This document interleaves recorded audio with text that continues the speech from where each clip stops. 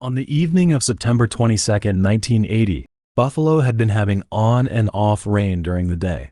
While Barbara was watching television with her brother in the living room, she suddenly heard four quick, loud sounds coming from outside. Barbara thought it was some children setting off firecrackers, so she walked out onto the porch to look. Then she noticed lights far away. Across the street from her house was the parking lot of a Tops supermarket. She saw a thin person climbing over the fence on the far side of the parking lot. He was wearing a dark hooded jacket, running in the direction of Floss Avenue. Barbara did not think the sounds had anything to do with the person, so she went back inside and continued watching television. However, the sounds Barbara heard were not firecrackers, they were gunshots.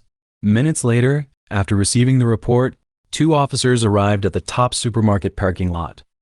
The report was bad. In the driver's seat of a car sat a young black man who had been shot at least once on the left side of his face, his eyes open, and he was still having trouble breathing. Initially, both officers thought it was a suicide, because in those days, Buffalo was going downhill, more people were out of work, and many of the people who still lived there were very poor. So, someone shooting themselves in their own car was something that happened fairly often. But the investigator who arrived a little later, John Reagan, almost immediately disagreed with this idea. He noticed that the black man had several gunshot wounds on his head and face. There was no weapon in the car. There were no signs that he had fought with anyone, and 3 bullet shells were found inside the car. 1 on the floor, 1 on the driver's side, and 1 in the back seat. This was not a suicide, but a shooting. The gunman had fired from very close, with several bullets hitting the victim in the face, and then left. The whole thing was quick and smooth. The person who was shot was 14-year-old Glenn Dunn, a first-year student at Kensington High School who lived with his parents in the east side of Buffalo. After he was taken to the hospital, he died from his wounds. Later witness reports backed up John's judgment. The only person who had seen the whole thing from nearby was a 17-year-old boy named Kenny Paulson. Paulson lived on Floss Street, just a few houses away from the parking lot. He told John that at that time he had just come out of the supermarket when he saw a white man walk up to Dunn's car, shoot him, and then turn and run away. When asked about what the gunman looked like, Paulson did not give much information. He said the gunman was a white man, and that was all. For a witness who had been less than 100 feet from where the shooting happened, being so unclear was a little strange, but John had no reason to think that Paulson was lying. There was another possible witness at the scene, a 24-year-old black man named Larry Robinson, who knew Dunn that night. Robinson told John that on that night he had been walking on the street when Dunn drove by and gave him a ride. While they were driving, Dunn told him that the car was stolen. When they arrived at the Tops supermarket, Robinson got out and went inside, while Dunn waited for him in the parking lot. However, not even 15 minutes later, when he came out of the supermarket, he saw that Dunn had been shot. He immediately ran back to call the police. He was the one who had made the phone call. Meanwhile, a woman named Madonna Goney was in the parking lot, unsure if she should talk to the police. Earlier, when she went in the supermarket, she saw a young white man sitting near the entrance. He wore glasses with thin frames and a blue jacket, with a brown paper bag by his feet, and had a blank look on his face. She later said that he did not look good at all. She asked the store manager if what she saw might help the police, but the manager told her not to bother the officers while they were investigating. So, after hesitating for a long while, she left the parking lot. Over the next 36 hours, Buffalo's black community went through a nightmare. 3 more black men were shot one after another. 32-year-old Harold Green was shot at a fast food place. 30-year-old Emmanuel Thomas was shot while crossing the street on his way home. And 43-year-old Joseph McCoy was shot in Niagara Falls. All 4 victims were black men, and all were killed with a .22 size weapon. So, the media gave the unknown gunman a nickname, the .22 caliber killer. During the investigation, the Buffalo Police Department brought together more than 100 police officers to work on the case, but things moved very slowly. There was no suspect, no motive, and no leads. And witness descriptions were unclear and did not match each other. If the case had ended after those few days, It might have been just one of many never-solved violent events from those troubled times, but it did not stop. On October 8th, the body of 71-year-old black taxi driver Parler Edwards was found. He had been beaten and mutilated, and his heart had been removed. On October 9th, the body of another black taxi driver, Ernest Jones, was found. The way they died was almost the same. FBI profiler John Douglas later believed that if these cases were committed by the same person, he had a serious mental breakdown between the shooting cases and the taxi driver cases. Because the ways he did things in these cases were totally different. From shooting from far away to beating up close, from clean and efficient to overkill. Then, on December 22nd, in Manhattan, nearly 400 miles from Buffalo, a series of stabbing attacks happened. In just 12.5 hours, 6 people were attacked and 4 of them died. All of them were black or dark-skinned Hispanic people. The attacker was said to be a white man wearing thin-framed glasses, and the New York media gave the killer a nickname, the Midtown Slasher. Meanwhile, investigators noticed some similar things between these attacks and the shootings that had happened in Buffalo months earlier. Although the weapons used were different, the race of the victims was completely the same, and the random nature of the attacks was also the same. Then, within days, similar crimes also happened in Buffalo and Rochester.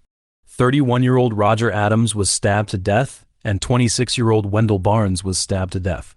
On New Year's Eve and New Year's Day, Albert Menifee, Larry Little, and Calvin Crippen were attacked one after another, all 3 of whom survived.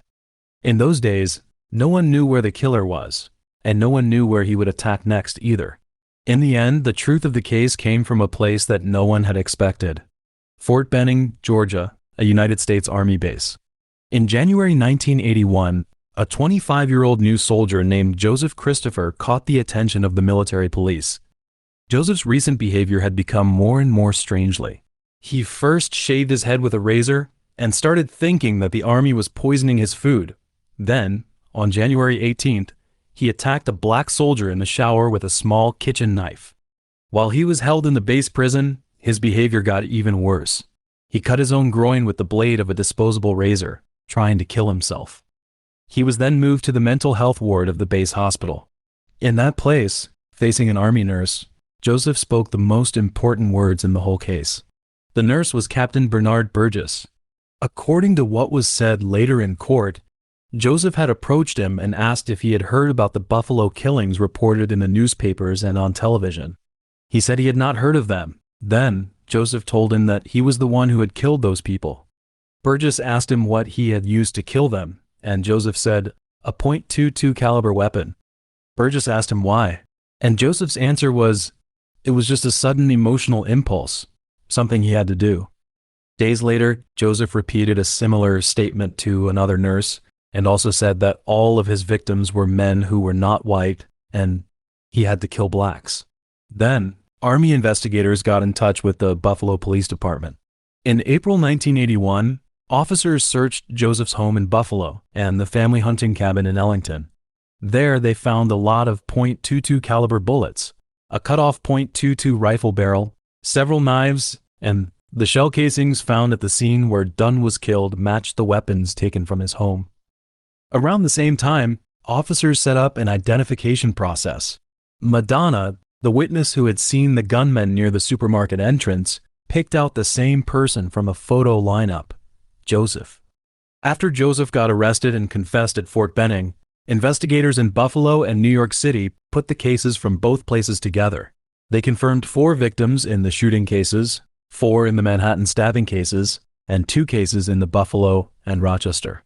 Although the cases of the 2 taxi drivers were not officially included in the charges, Joseph privately told a psychiatrist that he was responsible for them. Later, as investigators put together Joseph's life, they found a disturbing fact. Before Joseph did these killings, he had actively sought help. On July 26, 1955, Joseph was born into a working-class family in an Italian-American area in Buffalo. He was an only son with 3 sisters. His father, Nicholas, was a maintenance worker with the city's sanitation department. His mother, Therese, was a registered nurse.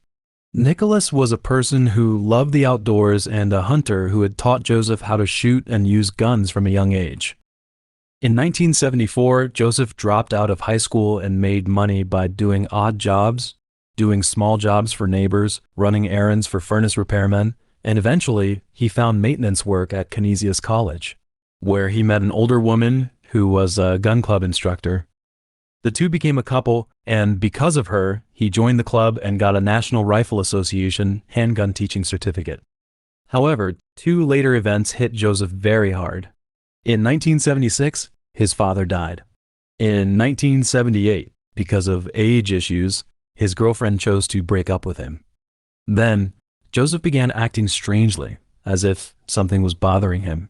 He first had an argument with his black coworker, Ernest Smith, over a knife that he said Smith had stolen, and was later fired for falling asleep at work. After moving back into his mother's house, he began drinking heavily and told his ex-girlfriend that he felt he was going insane. Realizing that his mental health was getting worse, in early September 1980, he went to the Buffalo Psychiatric Center. However, after talking with him for about 30 minutes, the staff told him that he was not a danger to himself or others, and so could not be admitted. In those days, the public mental hospital system was being cut back a lot, and the requirements for getting into the hospital had been raised across the board. People like Joseph, who actively looked for medical help but had not yet shown clear signs of being violent, were usually sent away. Then, 14 days after being turned away, Joseph became a serial killer, one who made the black men of his community afraid to go out at night. In April 1981, Joseph was officially charged. Later, he gave up his right to a trial by jury and chose to be tried only by a judge, and as someone diagnosed with paranoid schizophrenia, he dismissed the attorney his mother had hired for him and decided to represent himself. The court held 2 hearings to determine whether he was mentally fit to stand trial. At the first one, Joseph was found unfit and was sent to the Mid-Hudson Psychiatric Center for 2 months. At the second, the same judge declared him fit and the trial moved forward. In April 1982, Joseph was found guilty of 3 charges of first-degree murder for the deaths of Dunn, Green, and Thomas, and then he was given 60 years to life in prison. Then, he was found guilty in the Manhattan cases and sentenced to life in prison. On the question of Joseph's racial motive, the situation was more complicated than it first appeared. The pattern of victims was clear. All victims were black men or dark-skinned Hispanic men. Not a single one was white. Investigators who studied the case listed racial hatred as the main reason. The community's reaction was based on this judgment. They reasonably saw these killings as white supremacy. But in Joseph's personal life, his white friends said he had never shown any racial hostility. He worked with black people, knew them, and was not prejudiced against them. Smith, Joseph's former coworker and friend, said that Joseph had said only once that he had been cheated by some black people when he was young. But except for that, he had no strong racial bias. After Joseph was charged, Smith even said, if he did these killings, something must have happened to him recently. So where did Joseph's hatred of other races come from? Especially since he only chose non-white victims, this contradiction was never explained because Joseph stayed mostly quiet in prison. He wrote no book about his life, gave no interviews, made no public statements, and then, on March 1st, 1993, at the age of 37, he died in prison,